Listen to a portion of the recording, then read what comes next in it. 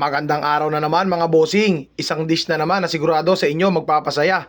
Ito ang aking version ng sisig na tokwa. Let's go!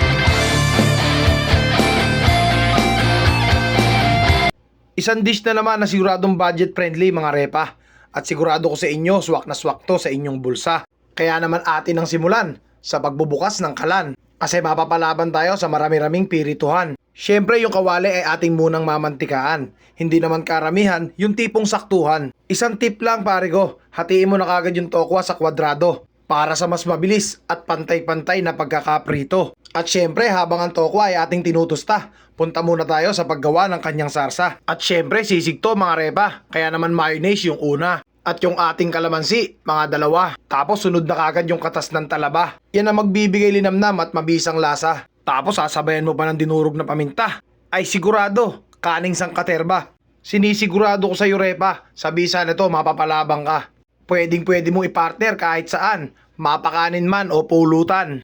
At syempre yung ating sarsa ay atin munang titikman. Para naman malaman natin kung saan nga ba tayo nagkulang. At makalipas lang ang ilang minuto, yung tokwa natin ay tapos ng ipirito.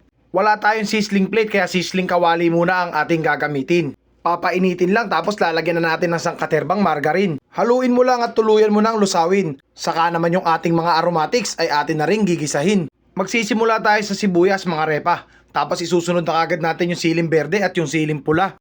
Walang humpay na halo para ang lasa nila ay magsama-sama. At pag ganyan na ang itsura, ilalagay na natin ang ating prinitong tokwa. Haluin mo lang mabuti hanggang ang margarine ay kumapit sa kanya. Tapos isusunod na kagad natin yung ating sarsa. Talaga namang napakabisa niyan mga repa. Sa dami niyan may ulam ka na, may pampulutan ka pa. At syempre hindi natin kalilimutan yung ating asukal na pula. Pambalans yan sa anghang at linamnam at magbibigay ng manamis-namis na lasa. At ayan na mga repa, okay na ang ating sisig na tokwa. At kung umabot ka sa puntong ito, paki-comment naman kung taga saan ka bro. Para naman malaman ko kung hanggang saan umabot yung video. At syempre para na rin ikaw ay mapasalamatan ko. Halika na boss ko! Kain na tayo. Maraming salamat nga pala sa panonood mo. At kung ikaw ay nagutom ko, pakishare naman yung video. Bye.